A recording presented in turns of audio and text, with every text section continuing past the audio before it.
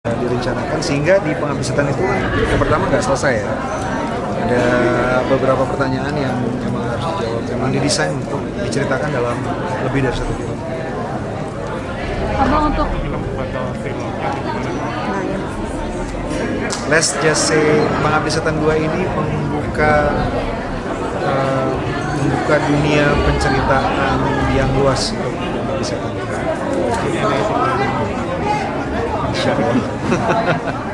Abang untuk Yes. sosok Kalau masih ada pertanyaan tersisa, dibikin. Tapi kalau udah cukup. Yes.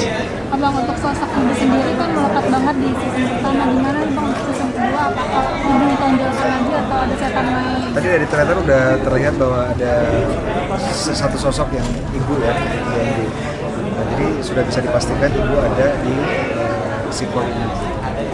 Dan ibu kan juga jadi pertanyaan dong di penghabisatan 1. Ibu yang sakit itu kemudian dia meninggal, kan kemudian ada sosok menyerupai ibu, ya kan, yang mengganggu keluarga.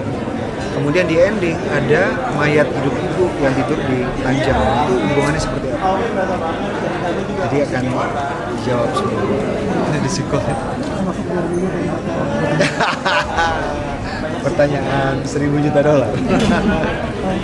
Kalau subgenre Ya. masih Supernatural, masih ada supernatural horror karena ini kan bercerita tentang bukan manusia yang masih hidup, misteri.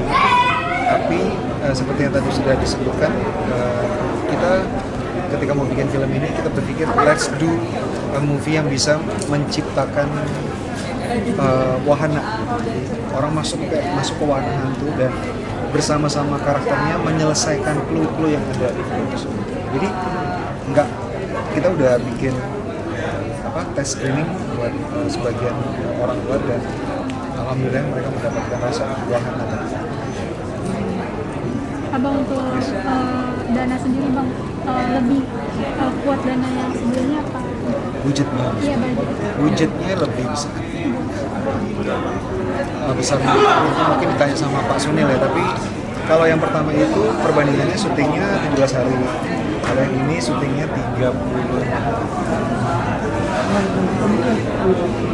karakternya Ratu sama Jody gitu. mereka berperan sebagai, jadi kalau di penghabisatan 1 kan keluarga itu aja, di penghabisatan 2 ini kan rumah susun. Jadi Jordi dan Felisa berperan sebagai salah dua dari penghuni rumah susun yang ada di sini.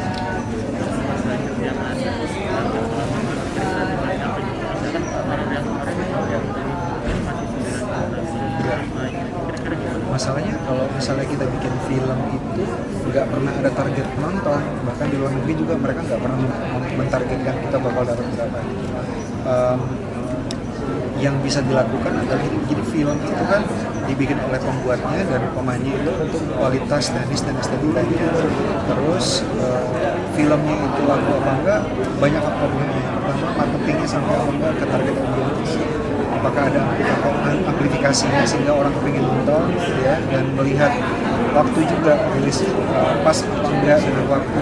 Adakah ada film-film besar mungkin juga bisa mengambil bagian layar, atau rame apa enggak orang karena lagi libur di motor, itu banyak banget. Jadi bisa kita lakukan ya, berbuat sebaik-baiknya, bikin film yang sebaik-baiknya dan mencoba untuk menjalankan marketing sebaik-baiknya.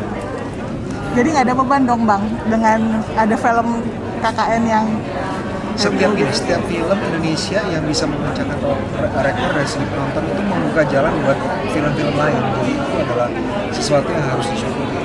Setiap kali ada film Indonesia yang memecahkan rekor penonton, itu adalah sesuatu yang baik karena kita terbukti bahwa pasarnya besar di Indonesia. Apa kesulitan apa yang paling dirasakan untuk film yang menghabiskan? Teknis sulit karena kita kepingin kamera itu merepresentasikan point of view penonton. Jadi mereka ada di situ bersama kita. Jadi baik dari pemilihan lensanya harus membuat ketika kamu nonton film itu ada di situ. Konsistensi itu yang sulit karena kita harus pergi dari satu level tingkat ke tingkat lainnya, dan itu harus konsisten banget. Sehingga kita banyak bahkan menciptakan alat-alat baru yang memang nggak ada dijual gitu.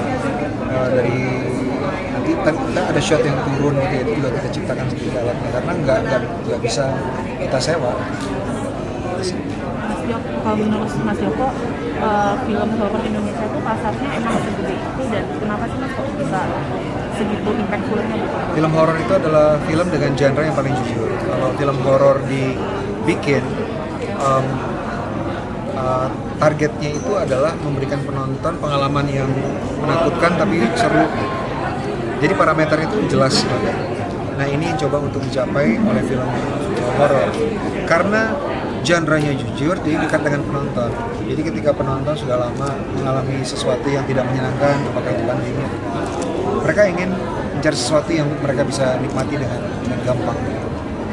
Dan rasa yang gampang didapat itu didapat dari film horor karena memang tujuannya adalah untuk memberikan pengalaman sinematis buat penonton.